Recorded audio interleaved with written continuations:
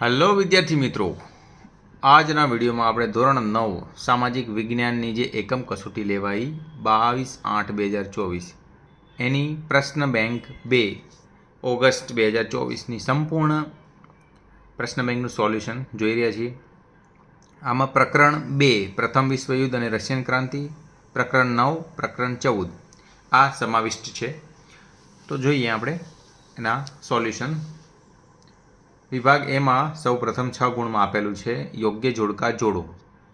અ અને બ તો માઉન્ટ એવરેસ્ટ તો 8,848 metre, C Mount Godwin Austen તો ડી 8,611 મીટર, ગુરુ શિખર બી 1,722 મીટર, દખણનો ઉચ્ચ પ્રદેશ તો એ 900 મીટરથી 1100 મીટર અને જૂનો કાપ તો એનો જવાબ આવશે જી બાંગર, નવો કાપ એચ ખદર, પરવાળા દ્વીપો તો એમાં ઈ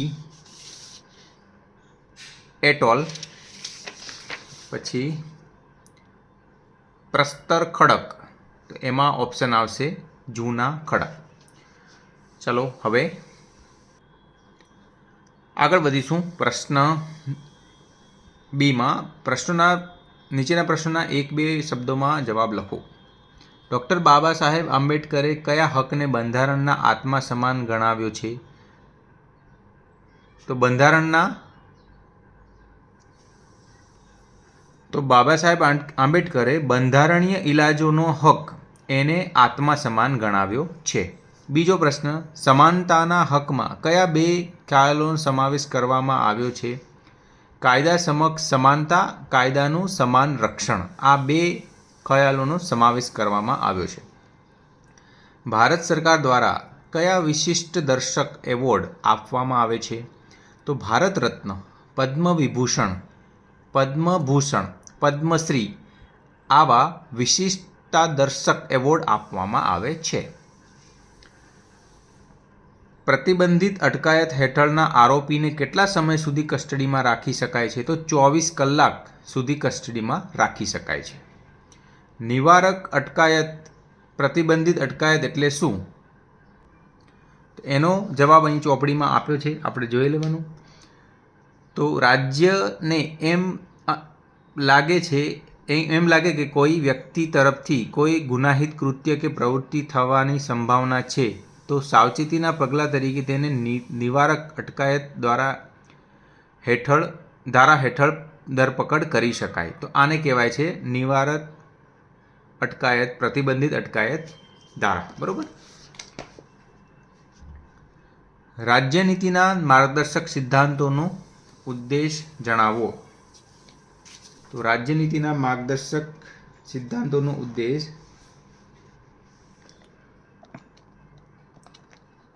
અહીંયા લખ્યું છે. આ સિદ્ધાંતોનો સૌથી મહત્વનો ઉદ્દેશ તમામને રાજકીય, સામાજિક તેમજ આર્થિક ન્યાય મળી રહે તેવી સમાજ રચનાની સ્થાપના કરવાનો છે. આગળ જોઈશું. મૂળભૂત ફરજ દિન ક્યારે ઉજવવામાં આવે છે? તો મૂળભૂત ફરજ દિન 6 જાન્યુઆરીએ ઉજવવામાં આવે છે. જોખમી વ્યવસાયમાં કઈ ઉંમરના બાળકોને રોકી શકાય નહીં? તો 6 થી 14 વર્ષના બાળકોને રોકી ના શકાય જોખમી વ્યવસાયની અંદર. એ બાળકોને વ્યવસાયની અંદર જવા ના દેવાય. બરાબર છે. મૂળભૂત હકો કયા કયા છે? તો એનો જવાબ જોઈશું. તો ટોટલ 6 મૂળભૂત હકો છે. સમાનતાનો હક, સ્વાતંત્રતાનો હક, શોષણ સામેનો હક, ધાર્મિક સ્વાતંત્રતાનો હક, સાંસ્કૃતિક અને શૈક્ષણિક હકો, બંધારણીય ઇલાજોનો હક. તો આ બધા મૂળભૂત હકો છે. મફત અને નિઃશુલ્ક પ્રાથમિક શિક્ષણ મેળવવાનો અધિકાર કઈ ઉંમરના બાળકોને છે? તો એમાં આપણે લખીશું 6 થી 14 વર્ષના બાળકોને નિઃશુલ્ક અને મફત પ્રાથમિક શિક્ષણ મેળવવાનો અધિકાર છે. નીચેના પ્રશ્નોના આપેલ વિકલ્પમાંથી સાચો વિકલ્પ પસંદ કરી જવાબ લખો. તો પ્રથમ વિશ્વયુદ્ધના બીજ કઈ સંધિમાં રોપાયા હતા? તો ફ્રેન્કફર્ટની સંધિમાં? સી જવાબ આવશે. બીજો, ફ્રેન્કફર્ટની સંધિમાં ફ્રાન્સે કયા પ્રદેશો ગુમાવ્યા હતા? તો આલ્સેસ અને લોરેન્સ પ્રદેશ ગુમાવ્યા હતા. રશિયાની બોલ્શેવિક ક્રાંતિ ક્યારે શરૂ થઈ હતી? તો ઈસવીસન 1917માં. રશિયા જાપાન વચ્ચે ક્યારે યુદ્ધ થયું હતું? તો 1904-1905 વચ્ચે. નીચે આપેલ ખાલી જગ્યામાં યોગ્ય વિકલ્પ પસંદ કરી ખાલી જગ્યા પૂરો. માનસરોવર બૃહદ હિમાલય પર્વત શ્રેણીમાં આવેલું છે. સિંધુ નદીની શાખા નદીઓ ઝેલમ છે. અરવલ્લી અને વિંધ્યચલ વચ્ચે માળવાનો ઉચ્ચ પ્રદેશ આવેલો છે. જમીન માટે ખેતી મૂળભૂત સંસાધન છે. લાંબા સમય સુધી ભેજ ગ્રહણ કરવાની ક્ષમતા કાળી જમીન ધરાવે છે. પતકોઈ ટેકરીઓ અરુણાચલ પ્રદેશ, લુસાઈ તો મિઝોરમ. વિભાગ બીમાં જોઈશું. નીચે આપેલ કોઈપણ 3 પ્રશ્નોના આશરે 15થી 35 શબ્દોમાં જવાબ આપો. તો એમાં આપણે પહેલો પ્રશ્ન છે, હિમાલય પર્વત શ્રેણીના મુખ્ય વિભાગો કયા કયા છે? તો એમાં 2 મુખ્ય વિભાગો છે. ઉત્તરનો હિમાલય પ્રદેશીય વિસ્તાર અને બીજો પૂર્વ હિમાલય, જેનો માહિતી અહીંયા ડિટેલમાં ઉત્તરના હિમાલય પર્વતીય પ્રદેશ એની માહિતી બધી આપેલી છે, જેમાં આ બધા માઉન્ટ એવરેસ્ટ ને બધા પર્વતો આવેલા છે. હવે બીજું નીચે પૂર્વ હિમાલય એની પણ માહિતી અહીંયા આપેલી છે. ચલો આગળ જોઈશું. મધ્ય હિમાલયમાં કઈ કઈ ગિરિમાળાઓ આવેલી છે? તો મધ્ય હિમાલયમાં કઈ કઈ ગિરિમાળાઓ આવેલી છે? તો આપણે જોઈશું. મધ્ય હિમાલયમાં પીર જાંબલ, મહાભારત અને નાગટીબા વગેરે ગિરિમાળાઓ આવેલી છે. આગળ જોઈશું. ગંગાના મેદાની પ્રદેશમાં કયા કયા શહેરો આવેલા છે? તો જવાબ લખીશું. ગંગાના મેદાની પ્રદેશમાં દિલ્હી, આગ્રા, કાનપુર, લખનઉ, અલ્હાબાદ, વારાણસી, પટના, કોલકાતા વગેરે મહત્ત્વના શહેરો આ પ્રદેશમાં આવેલા છે. બરાબર, અહીં લખ્યું જ છે. દિલ્હી, આગ્રા, કાનપુર, લખનઉથી લઈને કોલકાતા સુધીના પ્રદેશમાં આવેલા છે. અધાતુમય ખનિજો કઈ કઈ છે? તો એનો પણ જવાબ અહીંયા આપ્યો છે. અધાતુમય ખનિજો ચૂનાના ખડકો, ચોક, એસ્બેસ્ટોસ, અબરખ, ફ્લોરસ્પાર, જીપ્સમ જેને ચિરોડી પણ કહે છે, સલ્ફર, હીરા વગેરે અધાતુમય ખનિજો છે. ભારતની જમીનના પ્રકાર કેટલા અને કયા કયા છે? તો અહીંયા આપણને જવાબ આપ્યો છે. ભારતના જમીનના પ્રકારો 6 પ્રકાર છે. કાંપની જમીન, કાળી જમીન કે રેગુર જમીન, રાતી જમીન, પડખાઉ જમીન કે લેટરાઇટ જમીન, પર્વતીય જમીન અને રણ પ્રકારની જમીન.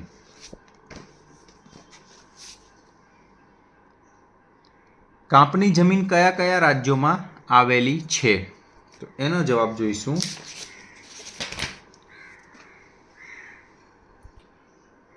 કાંપની જમીન પંજાબ, ઉત્તર પ્રદેશ, બિહાર, પશ્ચિમ બંગાળ વગેરે રાજ્યોમાં આ પ્રકારની જમીન આવેલી છે.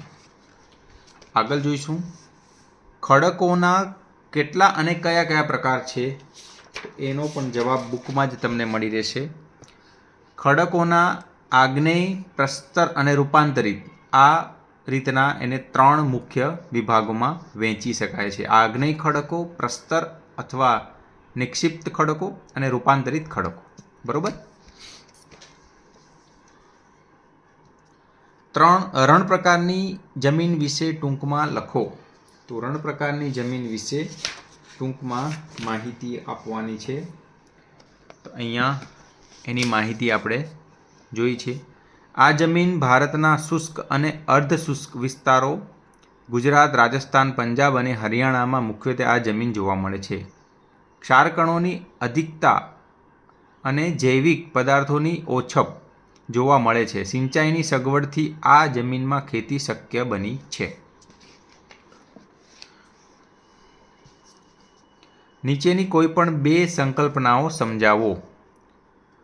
તો ભાબર અને ખનિજ. તો ભાબરને આપણે જોઈશું. એની માહિતી અહીંયા આપી છે.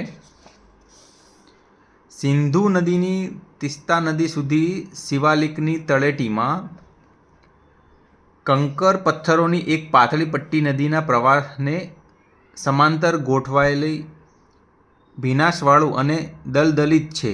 અહીં ગીચ જંગલો આ પટ્ટી લગભગ 8થી 16 કિલોમીટર પહોળી છે અને તેને ભાબર કહે છે. તો આ જે છે સિંધુથી લઈને અહીંયા ભાબર ત્યાં સુધીનો જવાબ આવશે. બીજું છે ખનિજ. તો એમાં ખનિજની અંદર કુદરતી કાર્બનિક અને અકાર્બનિક ક્રિયાથી તૈયાર થતા અમુક ચોક્કસ રાસાયણિક બંધારણ ધરાવતા પદાર્થોને ખનિજ તરીકે ઓળખવામાં આવે છે. ત્યાંથી લઈને અહીંયા સુધી તમારે જવાબ લખી દેવાનો. બૃહદ હિમાલયમાં કયા પર્વતીય ઘાટ આવેલા છે? તો એનો પણ જવાબ બુકમાં જ તમને મળી જશે. બૃહદ હિમાલયના કયા પર્વતીય ઘાટ આવેલા છે?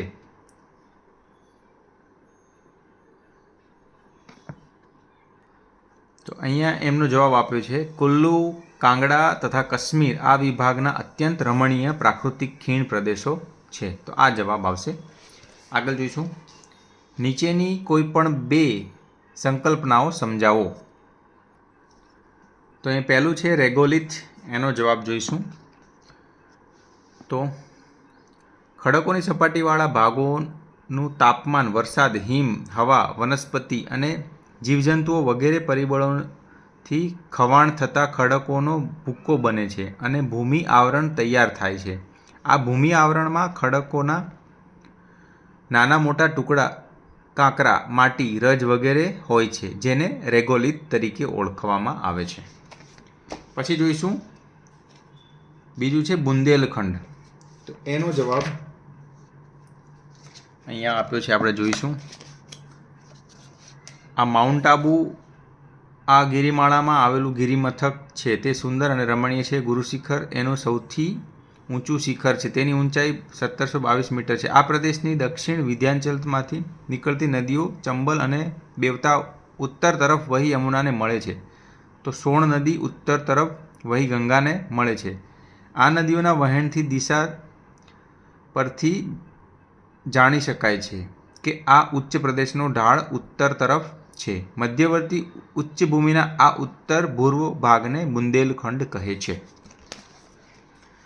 તો એ પણ આવી ગયું. હવે મિશ્ર ધાતુ રૂપે વપરાતા ખનિજોના નામ આપવાના છે. તો એનો જવાબ પણ અહીંયા જ છે. મિશ્ર ધાતુ રૂપે વપરાતા ખનિજો: ક્રોમિયમ, મેંગેનીઝ, ટંગસ્ટન, વેનેડિયમ વગેરે. ચલો આગળ જઈશું. વિભાગ સી. લઘુમતીઓને બક્ષવામાં આવેલ બંધારણીય અધિકારો જણાવો. તો એનો જવાબ આપણે જોઈશું. તો એમાં આપણે બંધારણીય અનાજોનો હક અહીંથી લઈને અહીં સુધીનો જવાબ લખીશું.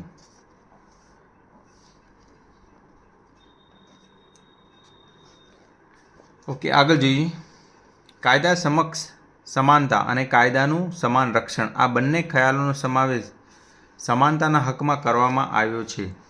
સમજાવો. એનો જવાબ આપણે જોઈશું. અહીંયા જુઓ આપ્યું છે. કાયદા સમક્ષ સમાનતા અને કાયદાનું સમાન રક્ષણ આ બે ખ્યાલોનો સમાવેશ કરવામાં આવ્યો છે. કાયદા સમક્ષ સમાનતા એટલે કોઈપણ વ્યક્તિ કે વર્ગની તરફેણમાં વિશેષાધિકારોનો અભાવ. એક સરખી પરિસ્થિતિમાં મુકાયેલ વ્યક્તિઓને એકસરખો કાયદો લાગુ પડશે. તો અહીંથી લઈને આપણે અહીંયા સુધી આનો જવાબ લખી દેવાનો. મૂળભૂત હકોની અગત્યતા સમજાવો. તો એનો જવાબ અહીંયા આપ્યો છે. વ્યક્તિ રાષ્ટ્રની સ્થિરતા, વ્યક્તિ સ્વાતંત્રતાના રક્ષણ અર્થે તથા સરમુખત્યારશાહી સામેના રક્ષણ માટે મૂળભૂત હકો જરૂરી છે.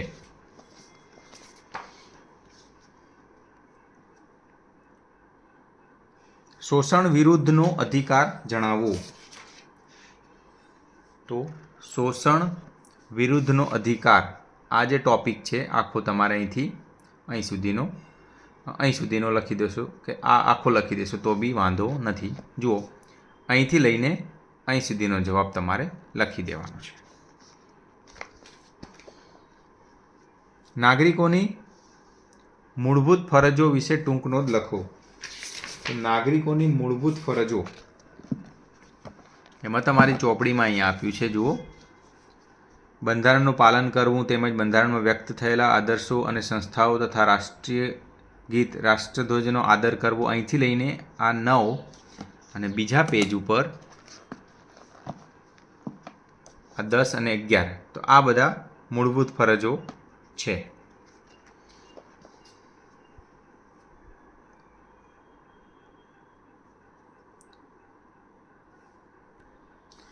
હવે આગળ છે રાજ્યનીતિના માર્ગદર્શક સિદ્ધાંતો વિશે માહિતી આપો. તો અહીંયા ચોપડીમાં આપ્યું છે રાજ્યનીતિના માર્ગદર્શક સિદ્ધાંતો. એમાં પહેલું છે આર્થિક નીતિઓ સંદર્ભે સિદ્ધાંતો. પછી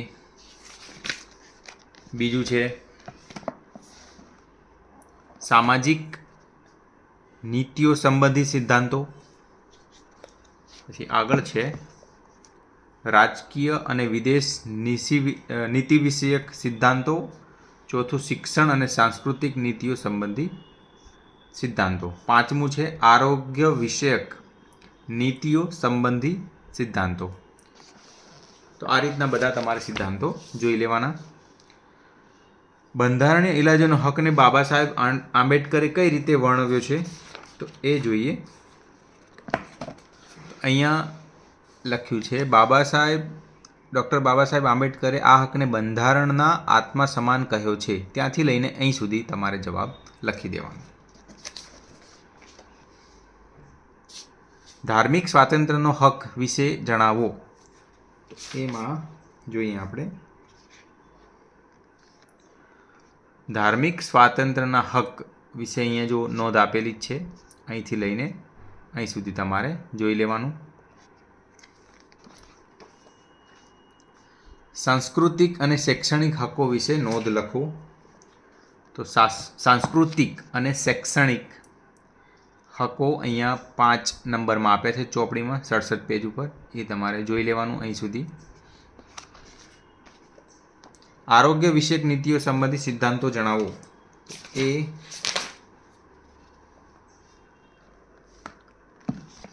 આરોગ્ય વિષયક નીતિઓ સંબંધિત સિદ્ધાંતો તો 1, 2, 3 અને બીજા આ બુકમાં અહીંયા પેજ ઉપર 3 આપ્યા છે અને આગળ અહીંયા એક આપ્યો છે. આ 4 સિદ્ધાંતો તમારે જોઈ લેવાના.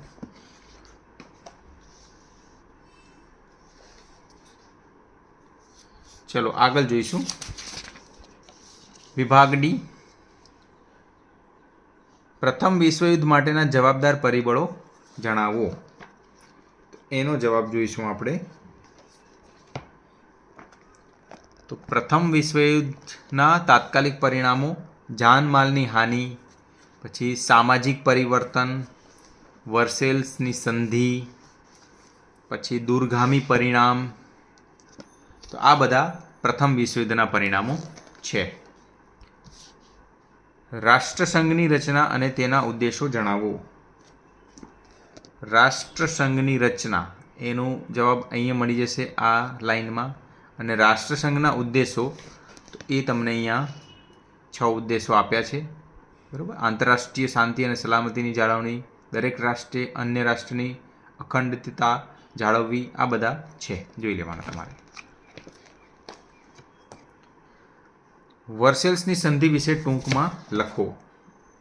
તો વર્સેલ્સની સંધિ એના વિશે ટૂંકમાં અહીંયા ચોપડીમાં તમારે આપ્યું છે. આ જોઈ લેવાનો આખો મુદ્દો. આફ્રિકામાં યુરોપિયન દેશોએ કયા કયા પ્રદેશો ઉપર પોતાની સત્તા સ્થાપી હતી?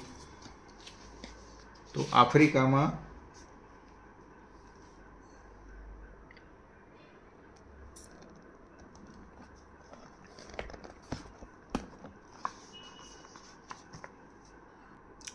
તો અહીં જવાબ આપ્યો છે ફ્રાન્સે ટ્યુનિશિયા, મોરોક્કો અને પશ્ચિમ આફ્રિકામાં પ્રદેશોમાં પોતાનું રાજ્ય સ્થાપ્યું.